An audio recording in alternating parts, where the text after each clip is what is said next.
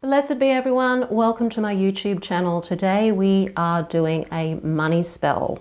And this money spell is from one of my courses called The Witch's Guide to Magic, and I'll talk more about that at the end of this video. But for now, all you need is a green candle, some patchouli oil, citrine crystal, and a bay leaf and a pen. Before we dive in though, my name is Sandra. I am the author of Crafting Your Wiccan Path. If you want to know more about Wicca, witchcraft, magic, tarot and shadow work, hit that subscribe button and the notification bell so that you don't miss any videos. If you want to become an awesome spellcaster and have a bit of a checklist to know what to think about and what to do when you are preparing to cast a spell so that it is more successful, take a look at my free PDF. It's called the Spellcaster Checklist, and there is a link to that in the description field below this video. And you can also find it on my website, mysterywitchschool.com, under the freebies tab. So today we're doing a money spell. And this particular money spell does require that you know how much money you are wanting to bring in. Now, be realistic with this because it is to do with fast money, money coming in that you need to have coming in. It's not necessarily a get wealthy, quick type of spell. It's really for a bit of fast money, a bit of cash that you're going to need in order to maybe pay a bill or do something like that. There are other spells to build prosperity and wealth in the Witch's Guide to Magic course that I now have. It's a mini course that teaches you how to apply yourself to magic, do really simple folk magic, and understand what's really behind spell casting and how you can become better at casting spells, particularly the spells you're struggling with. So for example, you might be great at money spells, but really lousy at love spells, or the other way around. This spell is from the Prosperity Magic module, and it's a very, very simple spell, as they all are in that course. So all you need is a candle. Now, if you don't have a green candle, use a white candle. White is a great go-to color for candles. I'm using a bay leaf. It's traditionally used for money. You can write on a large bay leaf the amount of money that you want. If you have a bay leaf to use, you can also use basil, you could use cinnamon. It's just that you can't write the amount of money on them. You could write the amount of money on a cinnamon stick though, but in this spell we're using a bay leaf. I'm also using a citrine crystal, and this is quite a chunky citrine point. So it can really amplify the energy of the spell and of your intention. And I'm also using some patchouli oil as well. So let's go ahead and I'll walk you through the spell. So the first thing to do when you're preparing for a spell is to really know what it is that you're doing the spell for. In this case, it's for a particular amount of money. So say it's $1,000, for example. Write the amount of money that you want on your bay leaf. So I'm just going to write a dollar sign and then $1,000 on it. So there's your bay leaf. And of course, as you're writing that, you're thinking about the money. You're thinking about what you're going to do with that money. And then you're going to prepare your candle. As you're preparing all of your spell materials, feel into what it feels like to already have that money, to already have it there. You've got it. And now you can do whatever you like with it. When you're doing a candle dressing, which is what we call anointing a candle, whether it's with herbs or with an oil, if you're bringing something to you, in this case, you're bringing money to you, you want to dress it from the tip of the candle down towards the base of the candle.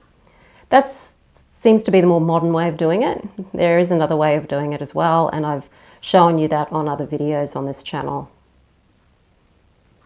You can also write the amount of money that you want on the candle as well.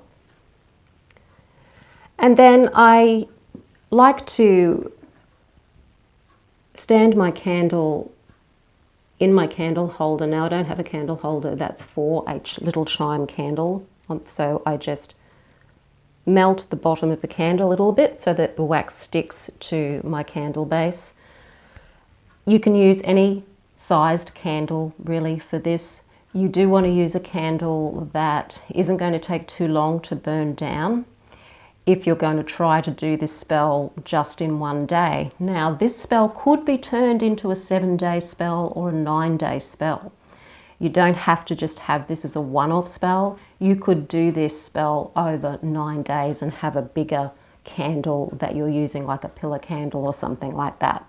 But this is a chime candle, often used these days for spells because they only take about 2 hours to burn down, and you don't have to be so concerned about having a candle burning when you can't be with it for the duration of the burn. So once that's all set up, it's time to focus on what it feels like to have that money. You could imagine seeing it in your bank account. And when you see it in your bank account, or you have it in your hands if it's cash, what that feels like. How are you feeling now you have that money in your hand? And if you're using your imagination to imagine you do have it, your body's going to automatically respond to that and allow it to really respond to what it feels like. It might be a sense of relief. It might be a sense of joy. And feel into that. Allow yourself to feel that joy. Now with your crystal here, you can put that between the palms of your hand. Give it a little bit of a rub, just to kind of wake it up a bit. I find that with crystals, if you do give them a little bit of a rub, it's a bit like if you say you water a geranium or you brush past a geranium, you will often then smell the scent of the geranium, because as soon as you touch a geranium, it gives off a scent. It's a bit like that with crystals. As soon as you touch them, like you may massage them, they start to really, really vibrate. And once again, you're holding the crystal with the palm of your hands, and you're focusing on that result, that end result, what we call the wish fulfilled, and just focusing on the feeling of joy, that you already have the money. You could say, I already have this money. I have this money. I have this $1,000. And just do that for maybe 60 seconds. So you're charging up the crystal. Put your crystal next to your candle. Then it's time to light your candle, still feeling into that feeling. And then as you light the candle, say the chant. With candles flame and oil's might, money flows to me day and night. Citrines gleam by leaf's decree, wealth and abundance come to me. And you can repeat that again. And when you repeat it, you would then modify it and put the amount of money that you want in it, if it's a specific amount of money that you put on your bay leaf. So with candles flame and oil's might, money flows to me day and night. Citrines gleam by leaf's decree, $1,000 comes to me. With candles flame and oil's might, money flows to me day and night. Citrines gleam, bay leaf's decree, $1,000 comes to me. And the whole point of saying a chant is that the chant also puts you in that feeling of it already happening. Your words are vibrating, giving that extra boost to what it is that you're wanting to do. It's putting it out there to the universe. It's creating it as if it's already there. It comes to me. It's not coming to me, it comes to me. It is coming, it comes. It's flowing to me right here, right now. You can then put the bay leaf on top of the candle. Now make sure you don't burn the bay leaf, so make sure that it's quite high above the candle, and that way then you're just charging the bay leaf with the energy. And then when you're finished with that, place it under the citrine candle, the citrine crystal, and then allow the candle to burn down. Once the candle's burned down, you can take the bay leaf and put it in your wallet or your purse, carry it with you, or put it somewhere that's connected to your finances.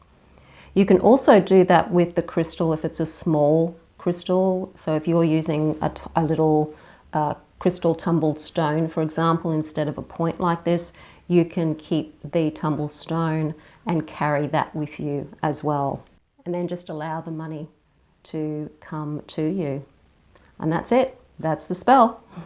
Really simple ingredients. You're working with one crystal, one herb, one candle, and it doesn't have to get complicated. It doesn't have to get more complicated than this. So if you do want to learn how to become a great spellcaster, the Witch's Guide to Magic is a great course for you, particularly if you're just starting out in magic and you don't want to have to deal with a whole lot of different ingredients. And also, even if you have been doing magic for a while and you're struggling to get it to work for you, it's a really great course. So I thoroughly recommend that you sign up. There's a link in the description field below this video. And you can also go to my website and go to my courses tab, and it will be there as well, and that's themysterywitchschool.com. So if you like the video, hit the like button, share it with your friends. Don't forget to subscribe. I am Sandra from mysterywitchschool.com. I will see you on the next video.